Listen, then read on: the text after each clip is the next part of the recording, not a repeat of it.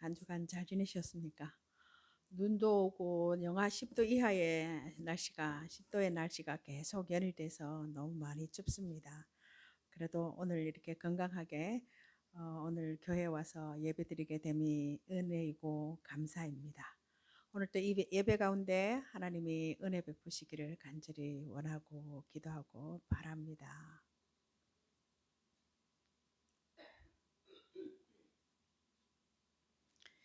오늘 읽은 이야기는 아이들도 교회 학교에서 많이 들었을 내용이에요. 여호수아가 가나안 정복을 앞두고 두 명의 정탐꾼을 보냅니다. 정탐꾼들의 사명은 가나안 땅과 여리고를 엿보는 것이었어요. 여리고성이 가나안 정복에 있어서 중요하다는 것을 여리고 가나안을 얘기하면서 여리고를 특별히 언급한 것은 여리고성이 가나안 정복에 있어서 매우 중요하다는 것을 암시하는데요. 이 여리고는 주전 한 8천년경에 세워진 성읍으로 가나안에 들어가는 관문으로 전략적 요충지였어요. 그래서 이스라엘이 가나안 첫머리에 있는 여리고를 정복하는 것은 전략적으로 가나안 정복에 매우 중요한 일이었습니다. 이런 여리고성 전투 장면이 여리고성 상황에 대한 묘사로 시작하는데요. 여리고성에 대해서 이렇게 설명하고 있습니다. 이스라엘 자손들로 인해 여리고가 굳게 닫혔다. 출입하는 자가 없었다라는 표현은 두려움에 사로잡힌 여리고 주민들의 모습을 드러내주고 있고요. 또 다른 한편으로는 굳게 닫힌 여리고성이 하나님의 도움 없이는 무너뜨릴 수 없는 난공불락의 요새임을 암시하고 있습니다. 하나님이 여호수아에게 여리고성 정복을 위한 구체적인 지시를 하달하시는데요. 6일 동안 매일 한 바퀴씩 돌고 7일째는 7바퀴를 돌라라고 하십니다. 당시 가나안 성읍은 도시국가 형태로 유지가 되었어요. 그래서 이스라엘이 점령하기 전까지는 소왕들에 의해서 여러 나라들이 다스려졌는데 여리고도 그 중에 하나였습니다. 고고학적 발견에 의하면 당시 여리고는 내벽과 외벽 이렇게 이중 성벽으로 내벽은 한 4m 정도 두께로 그리고 외벽은 2m 정도 그리고 높이가 10m가 되는 요새화된 성읍으로 이중 성벽 사이에 돌과 흙을 채워서 거기에 방어용 무기를 설치했고 그 성벽 사이에 사람들이 거주하고 있었어요. 여기에는 이곳은 삶의 변방으로 내몰린 소외계층들이 살았을 것인데 라합도 아마 그 중에 한 사람이었을 것이라고 이야기합니다. 정탐꾼들은 가나안 땅에서 라합의 집에 들어갔습니다. 기생으로 번역된 히브리어 이샤 조나에서 조나는 가늠하다, 행음하다는 뜻으로 라합의 신분이 창기였다는 것을 이야기하고 있어요.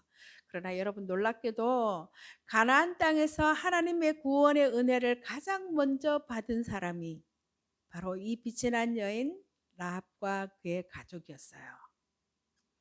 우리가 아는 대로 여호수아가 여리고에 정탐꾼을 보냈지만 들어가자마자 정체가 발각되어 잡히게 되었습니다.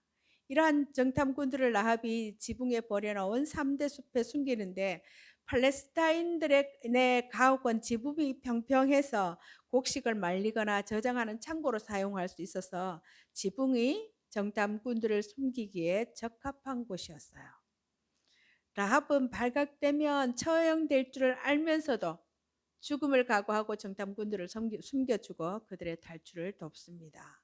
이러한 라합의 용기 있는 선택은 그의 하나님에 대한 믿음을 증거하고 있다고 이러한 배경에서 야고보서는 라합이 행함이 있는 믿음의 모델로 제시되고 있습니다. 여러분 믿음은 행동을 낳기에 우리의 믿음도 행동으로 증명되어야 합니다.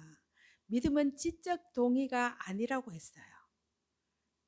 여러 번 말씀드렸죠. 하나님이 원하시는 것은 종교 생활이 아니라고요. 바른 신앙은 의식이나 제도나 종교 생활이 아니라 하나님 백성다운 삶입니다. 요한복음 17장에 영생은 하나님의 아들 예수 그리스도를 아는 것이라고 했습니다. 하나님과 그의 아들 예수 그리스도를 아는 것이다. 그래서 믿음이란 궁극적으로 하나님에 대한 진리를 아는 것이고 모든 대가를 지불하고서라도 그분을 신뢰하고 그 하나님 편에 서는 것이에요. 믿음은 내가 누군지 나의 정체성을 정의하는 방식이고, 믿음이 내가 사는 방식, 내가 사는 이유와 목적을 결정하게 되는데요. 여러분, 우리의 삶의 방식과 이유와 목적이 믿음에 의해서 좌지우지되고 있는지 늘 점검해야 합니다. 하나님은 이스라엘을 위해서 라합을 준비시키셔서 라합을 통해 여리고 상황을 듣게 하셔요. 여러분, 이것은 라합이 여리고에 대해 이야기하는 것처럼 보이지만 사실 하나님이 이미 정탐한 여리고를 이스라엘 정탐꾼에게 알려주시는 것이다 라고 하기도 합니다. 하나님이 이미 라합이 정탐꾼들에게 알려주는 것 같지만 이미 하나님이 여리고를 정탐하셔서 그 사실을 다시 이스라엘 정탐꾼들에게 알려주시는 거라는 거예요. 여리고 사람들은 하나님께서 출애굽 사건과 광야 40년, 그 앞에 홍해의 사건, 그리고 요단 동편에서 행하신 역사를 들어 알고 있고, 하나님께서 함께 하시는 이스라엘로 인해서 두려움에 떨고 있다고 했습니다. 여러분, 하나님은 우리에게 이스라엘이 승리할 수 있는 비결을 오늘 라합의 믿음을 통해서 가르쳐 주고 있어요. 두 사람의 정탐꾼을 숨겨준 라합은 하나님에 대해서 분명히 들었고, 하나님의 편에 서는 것, 하나님 편에 서는 것이 생명의 길이라는 것을 알고 있었어요. 하나님을 대적해서는 안 된다는 것을 알고 있었습니다. 여기서 라합의 위대한 신앙 고백이 나오는데요. 라합은 두 정탐꾼에게 다음과 같은 세 가지를 이야기합니다. 첫째로 라합의 말에 의하면 이스라엘 백성들이 출애굽한 사건은 그 지역의 큰 뉴스거리였어요. 주위에 있는 모든 나라들이 이스라엘 백성의 출애굽 사건을 통해서 여호와가 누군지 알게 되었고, 그들은 이스라엘 하나님 여호와가 온 세상을 주장하시는 참 신이라고 알고 있다고 말합니다. 그 하나님은 강대한 나라 애굽의 바로를 이겼고 홍해를 갈랐고 요단 동편에 있는 두 왕 시온과 옥을 전멸시킨 아주 강력한 신으로, 라합의 말에 의하면 가나안과 여리고성 안에 이스라엘 백성들의 이야기는 지난 40년간의 뉴스의 핵심이었고, 라합은 지금까지 일어난 일들을 보면 여리고는 반드시 망할 것이라고 이야기를 합니다. 여러분, 만약 라합이 두 정탐꾼을 신고하면 큰 상을 받았을 것이고 아마 장사가 더 잘 되지 않았을까요? 그러나 라합은 이 세상에서 돈을 더 벌고 장사가 잘 되는 것보다 하나님의 백성들과 함께 살기를 원했고, 그 믿음이 그녀로 하여금 위기에 빠진 정탐꾼들을 숨겨주게 했습니다. 이것이 자기가 살 수 있는 길이라는 것을 알았기 때문이에요. 두 번째로 라합은 하나님에 대한 자신의 신앙을 고백하고 있어요. 여리고 사람들은 소문을 듣고 알고 있었습니다. 그 소문은 여리고는 망한다는 거예요. 그러나 하나님의 심판이 임박했음을 알고 하나님을 두려워하면서도 하나님 편에 서려고 하지 않았다는 거예요. 오히려 더 마음이 강팍해져서 연합해서 함께 힘을 합해서 하나님과 이스라엘을 대적합니다. 그러나 천한 신분의 여인 라합은 이렇게 말합니다.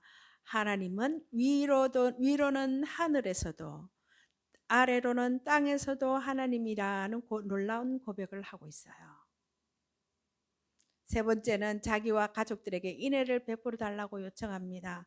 하나님께서는 먼저 이 두 정탐꾼이 라합의 사랑을 잊게 하심으로 그들이 라합의 요구를 거절할 수 없게 만드셨고, 그래서 결국 모든 가족을 살려주겠다는 그런 약속을 받아내게 하셔요. 여러분, 기생 라합이 왕의 명령을 두려워하지 않고 그 명령을 거역하고 두 정탐꾼을 살려준 것은 왕의 명령보다 하나님의 심판을 더 두려워했기 때문이에요.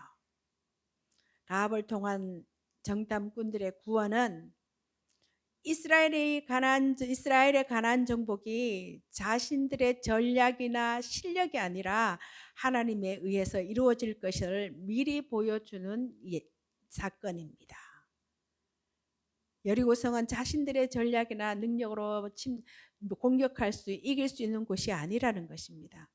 여러분, 하나님의 명성을 들은 자가 보여야 할 태도는 무엇일까요? 하나님에 대해서 다 듣고 있는 이 사람들이 해야 할 태도는 무엇일까요?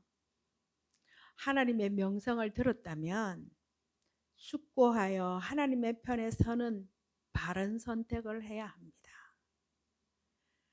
라합은 하나님이 진멸을 명하신 가난한 사람이었지만 이스라엘 백성 못지않는 믿음으로 예수님의 조상의 반열에 오르게 되죠. 여러분, 우리가 믿음 밖에 있다고 생각하는, 믿음 밖에, 저 사람 구원 밖에 있다고 규정하는 사람들 중에 라합 같은 믿음의 사람이 있을 수 있어요. 그래서 이 사람은 되고 저 사람은 안 되고, 이 사람은 전도해야 되고 저 사람은 하지 않아도 되고, 이렇게 사람을 범주하고 규정 짓는 편견은 하나님이 부르신 사람을 우리 마음대로 배제하는 오리를 범할 수 있다는 것입니다. 우리는 모든 사람이 라합처럼 하나님을 믿고 하나님 나라를 열망하는 마음을 갖기를 위해서 우리가 기도해야 합니다. 하나님은 온 땅에 주로서 온 세상을 억압과 불평등, 불의로부터 해방해서 완전한 하나님 나라로 새로이 창조하고 계시는데, 여러분, 우리를 이 일의 목격자로 참여자로 부르셨다는 거예요. 여리고성 앞에 이스라엘 백성들이 하나님 말씀대로 행하자 하나님의 말씀대로 여리고 성벽이 무너집니다. 하나님은 순종하는 자에게 능력을 보이시고 승리를 안겨주셨어요. 바울이 말했듯이 지금 우리는 사람이 아닌 악한 영들을 상대로 싸우고 있어요. 이 싸움은 물리적인 무기가 아니라 하나님이 주신 영적 무기로 싸워야 하는 싸움이에요. 여러분, 우리가 진리와 평화, 복음, 믿음, 구원, 이러한 하나님의 말씀으로 설명되는 삶을 살고 있다면 진정한 하나님의 승리, 복음의 승리를 보게 될 것입니다. 여호수아와 이스라엘 백성들은 하나님의 말씀에 온전히 순종했어요. 상식적으로 여리고성을 무너뜨릴 수 있는 방법이 아니지만 하나님이 말씀하신 대로 여리고성 주변을 돌았습니다. 하루도 아닌 7일 동안 마지막 외침의 때를 기다리며 말없이 성을 돌았는데, 여러분, 이게 쉬운 일이었을까요? 한두 명도 아니고 200만 명이 넘는 그 많은 사람들이 성을 돌기가 쉬웠을까요? 이건 쉽게 할 수 있는 일이 아니었을 거예요. 여리고성 돌기는 하나님을 향한 전적인 신뢰와 충성심 없이는 할 수 없는 일이에요. 조그만 틈새라도 보이면 하나님을 거역하고 그 은혜에서 벗어나 자기가 인생이 자기의 주인이 되어 살려고 하는 타고나기를 죄인이고 상처투성이에 허물투성인 우리에게 결코 쉬운 일이 아닙니다. 여러분, 우리도 그중 한 사람이고, 그래서 우리가 지금 이 자리에 있으면 전적인 하나님의 은혜가 아니고는 불가능한 일이라고 우리 모두가 고백하고 있습니다. 신뢰와 충성심은 자기 욕망을 거슬러 성령의 욕망을 따라야 하는 우리에게, 넓은 길을 외면하고 좁고 협착한 길로 가야 하는 우리에게 절실하게 필요한 마음이에요. 여리고성 사람들은 이전에 하나님이 하신 일을 다 들었다고 했습니다. 마음이 높고 정신을 잃을 정도로 충격을 받았어요. 하지만 누군가는 여전히 대적의 자리에 있고 어떤 이는 인정하며 은혜를 구하고 있습니다. 지금도 세상은 예수님의 십자가와 부활 이야기를 다 듣고 있어요. 많이 듣고 있어요. 그럼에도 그렇다면 그분의 명성을 들은 자는 어떻게 반응해야 할까요? 먼저는 얼른 하나님의 편에 서야 해요. 정탐꾼들이 라합의 집에 이르자 누군가 고발합니다. 라합은 정탐꾼들을 지붕 위에 숨겨두고 추격하는 군사들을 성 밖으로 유인했고요. 누가 이렇게 표현했어요. 라합이 참 강심장이구나. 라합이 참 강심장이라고요. 라합은 목숨을 걸고 나라를 배신하고 있어요. 여러분, 하나님 나라는 세상과 하나님 사이에서 어느 편에 설 건지 목숨을 건 선택을 요구하고 있습니다. 신앙은 취미생활이 아니에요. 그래서 신앙은 나라를 선택하는 일이고 나의 소속을 선택하는 일이고 그것은 하나님 그분의 이야기에 함께 걷기를 선택하는 이야기예요. 출애굽과 홍해와 광야와 요단강 가나안 들어가고 여리고까지 그 하나님의 이야기에 라합이 이제 같이 걷기를 시작한 것입니다. 하나님의 명성을 들었다면 하나님을 인정하는 게 맞습니다. 라합은 정탐꾼들에게 자신의 행동 이유를 밝히는데요. 하나님의 명성을 익히 들어 알고 있고 어느 누구도 결코 그분을 이길 수 없다는 것을 알고 있다. 하늘에서도 하나님이고 땅에서도 하나님이라고 말하고 있습니다. 여리고 백성들은 두려움으로 간단히 녹으면서도 하나님을 인정하지 않았지만 라합은 달랐어요. 여러분, 듣고 믿고 인정하는 사람만 구원의 길, 영생의 길 찾을 수가 있습니다. 그것이 이해가 되고 믿어지고 그래서 이 자리에 있다는 게 얼마나 놀랍고 감사하고 큰 은혜인지요. 여러분, 거룩한 도성을 향한 하나님 나라의 여정은 쉬운 것은 아니에요. 쉬운 것이 아니에요. 무수한 함정과 난관이 도사리고 있고요. 그럼에도 하나님은 그 길을 선택한 사람들에게 피할 길을 제공하시고 살 길을 열어주시고 우리의 싸움을 대신 싸우시면서 승리의 길로 이끌어 주시는 전능하신 우리 아버지셔요. 그러니 여러분 믿음을 더 굳건히 하고 확신하며 거룩한 길 잘 걸어갑시다. 불안과 두려운 순간에도 주님을 의지하며 옳은 길을 따라야 합니다. 누구든 진짜 하나님이 누군지 어떤 분인지를 들었다면 간담이 녹을 것이고 바른 선택을 할 거예요. 아니, 바른 선택을 해야 돼요. 알고도 하지 않는다면 정말 어리석고 안타까운 일입니다. 예수님의 비유에서도 어떤 나라가 전쟁을 앞두고 있다면 먼저 해야 할 일은 자신의 전투력을 분석해보고 저 나라와 싸워서 이길 수 없다면 빨리 화친을 청해서 전쟁을 하지 않는 게 좋은 거라고 말씀하셨어요. 질 게 뻔한데 싸우는 건 너무 어리석은 일입니다. 라합이 하나님의 백성에 편입된 이야기는 룻이 이스라엘에 편입된 이야기와 깊은 유사성을 보여주는데요. 둘 다 부정적인 연상과 결부되어 있는 이방인 여성이고요. 라합은 시딤에서의 이야기 연상에 의해서 그리고 룻은 모압 사람이라는 신분에 의해서 룻과 마찬가지로 라합도 이스라엘과 교제가 금지된 백성에 속한 사람이에요. 신명기 23장에 보면 암몬 사람과 모압 사람은 영원히 여호와의 총회에 들어오지 못한다. 그리고 내 평생에 그들의 평안함과 형통함을 영원히 구하지 말라고까지 했던 족속의 사람이었어요. 그런데 이 두 여성은 이스라엘의 하나님과 이스라엘 백성에게 맹세함으로써 스스로 합류했고 이에 근거해서 이스라엘 백성으로 받아들여지는 은혜를 누리게 됩니다. 이 시간 예배하는 우리처럼요. 그들이 마태복음 1장 예수님의 족보에 다른 세 여성 다말, 바세바, 마리아 이 세 여성과 함께 포함된 것은 그들이 이스라엘에 완전히 소속되었다는 사실과 그들의 이야기에 부여된 명예, 영예와 중요성을 증명하고 있어요.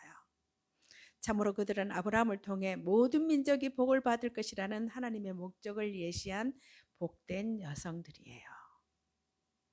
여러분, 여리고와의 싸움이 하나님의 전쟁이 되게 하려면 이스라엘에게 필요한 태도는 무엇이었을까요? 이미 할례와 율절 준수에서 드러났듯이 그들에게 요구되는 것은 오직 하나, 순종뿐이었어요. 여호와께만 순종하는 거룩함이 필요했습니다. 이 싸움은 칼과 창으로 싸우는 싸움이 아니라 거룩한 순종으로 싸워야 했습니다.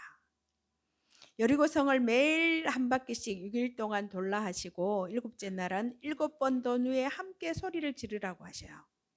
누가 봐도 이것은 일반적인 전쟁 방식은 아니에요. 여러분, 하나님의 전쟁은 상식을 넘어 하나님의 방식으로 전개됩니다. 이 여리고 승리는 상식보다 순종이 우선이었던 전쟁이었어요. 우리는 하늘 안식을 향해 걷는 광야 백성들이에요. 여리고 전투만큼이나 우리의 영적 전투 또한 치열합니다. 우리를 넘어뜨리려는 악의 권세들이 내 외부로부터의 공격을 끊임없이 하고 있는데, 이러한 영적 전쟁에서 이기고 가나안의 안식에 들어가기 위해 우리가 해야 할, 우리에게 필요한 태도는 무엇일까요? 첫째는 단순한 순종이에요. 여호수아의 명령을 받고 이스라엘 백성들은 즉각 행동으로 옮겼어요. 제사장은 양각 나팔을 들고 여호와 앞 언약궤 앞에 나아갔고, 제사장과 언약궤를 사이에 두고 앞뒤로 무장하여 무장한 사람들이 호위하며 여리고성을 돕니다. 여호수아 명령대로 이스라엘 백성들은 침묵으로 여리고성을 돌았고 진영으로 돌아왔어요. 고고학적인 자료에 의하면 여리고성은 그 둘레가 한 600m 정도 되는 성이래요. 여리고성 정복 기사에서 여호수아서는 마지막 날 행진에 초점을 맞추고 있습니다. 둘째 날부터 여섯째 날까지 행진은 요약적으로 보고하는데, 이 보도는 언약궤 나팔 이것을 3번에 걸쳐 언급하면서 그것이 하나님의 임재에 초점을 맞추고 있어요. 제사장과 이스라엘 백성들은 엿새 동안 변함없이 동일한 방식으로 여리고성을 돌아왔고요. 그럼에도 불구하고 아직까지 여리고 성벽에 어떤 변화도 보이지가 않았어요. 하나님께서 견고한 여리고를 상대하는 전략을 제시하신 것은 누가 봐도 상식에 어긋나는 비상식적인 방법이었죠. 온전한 순종이 견고한 여리고성을 무너뜨린 요인이 되지만, 병법을 아는 사람들이라면 모두 비웃을 일이었을 거예요. 듣도 보도 못한 방법이었고요. 조롱과 비아냥을 자아낼 그런 전략이었습니다. 그런데도 이스라엘은 무모한 명령에 그대로 순종했어요. 여러분, 우리가 아는 대로 이스라엘 백성들은 단순하게 순종했고, 그 단순한 순종이 승리의 힘이었고 승리의 공식이었어요. 하나님께서 이스라엘 백성들에게 원하는 것은 온전한 순종이었습니다. 여러분, 지금도 하나님 말씀에 대한 온전한 순종만이 하나님의 기적을 체험하게 할 거예요. 둘째로 영적 전쟁에서 승리하기 위해서는 단순한 헌신이 필요해요. 성과 그 가운데 있는 모든 것을 하나님께 바치라고 합니다. 이스라엘이 여리고성을 이겨서 취할 수 있는 전리품이 없다 하시고, 그 은금 동철한 하나님의 곳간에 드리고 남녀노소와 소와 양과 나귀를 칼날로 모두 멸하라고 말씀하시는데요. 세례나 십자가는 우리 자신을 진멸하는 일이고요. 구별하여 하나님께 드리는 일입니다. 진멸한다는 것은 그것을 하나님께 드리는 일이에요. 그래서 하나님의 선물로만, 은혜로만 사는 일이 신앙이라는 것입니다. 셋째로는 신실하게 약속을 신뢰하고 약속에 신실해야 됩니다. 여호수아는 여리고를 정탐한 두 사람에게 라합과 그 식솔들을 이끌어내어 보호하라고 명했어요. 라합이 이스라엘에 보인 인애를 구원의 선물로 대갚아 줍니다. 정탐꾼들은 라합은 정탐꾼들과의 언약을 맺은 후에 그 약속을 굳게 믿고 가족뿐 아니라 친족들까지 집안에 머물러 있게 합니다. 이것을 보면서 라합이 어떤 사람이기에 여리고가 망한다는 그 얘기에 가족과 친족들이 다 모일 수가 있었을까? 그런 생각을 해봅니다. 여러분, 관점과 시각을 달리하면 이스라엘이 라합을 살린 이야기는 역설적으로 보면 라합이 이스라엘을 구원한 이야기도 된다고 합니다. 정탐꾼이 죽었다고 해서 그 여리고 성 점령이 실패하지는 않겠죠. 여러분, 가나안이 젖과 꿀이 흐르는 텅 빈 땅이 아니었듯이 우리의 하늘 안식도 하늘로 가는 안식의 여정도 멀고 험한 길이에요. 당면 과제와 전투가 산재해 있고요. 그러기에 사람의 지혜와 처세술로는 잠시 승리할 수는 있지만 큰 전쟁에서 궁극적인 전쟁에서는 이길 수가 없습니다. 오히려 단순한 순종, 단순한 헌신, 계산하지 않는 신실함이 우리를 승리의 길로 이끌어 줄 거예요. 그래서 이렇게 말합니다. 거룩한 바보로 살자. 여러분, 다시 한번 생각해 보고자 합니다. 여리고를 함락하는 하나님의 방법은 무엇이었습니까? 아무리 그들이 전력이 약해도 여리고성은 난공불락의 성이었어요. 저 성문이 열리지 않는 한 성 안에 있는 사람들을 이길 수가 없다는 거예요. 어떻게 되었나요? 하나님이 성을 무너뜨리기로 하셨어요. 하나님의 방식은 모든 전쟁 전문가들의 예상을 뛰어넘었지만, 그래서 신뢰하기 어려운 방식이었지만, 여러분, 애굽에서의 탈출, 출애굽 처음부터 그랬죠. 상식적인 것은 없었습니다. 하나님이 하신 일 중에 사람도 노력하면 할 수 있는 일이 있었던가요? 승리는 명령의 합리성에 달려있는 것이 아니고 명령의 절대성을 신뢰하는 데 달려있고요. 그래서 우리는 명령을 이해하려고 하기보다는 명령하신 그분을 이해하려고 해야 한다는 것입니다. 여러분, 하나님과 아름다운 동행 잘 하시기 바라요. 여호수아의 명성이 퍼지게 된 것은 하나님께서 그와 함께 하심의 결과였어요. 하나님이 약속하신 대로 여호수아와 함께 하셨고 그를 높이셨어요. 임마누엘의 약속이 승리와 형통을 보장해 줍니다. 그 은혜가 이 시간 예배하는 우리 모든 성도들에게 있기를 바랍니다. 우리 한 사람 한 사람에게, 그리고 우리 교회와 이 민족 위에 임마누엘의 은혜가 풍성하기를, 충만하기를 간절히 바랍니다. 기도하겠습니다.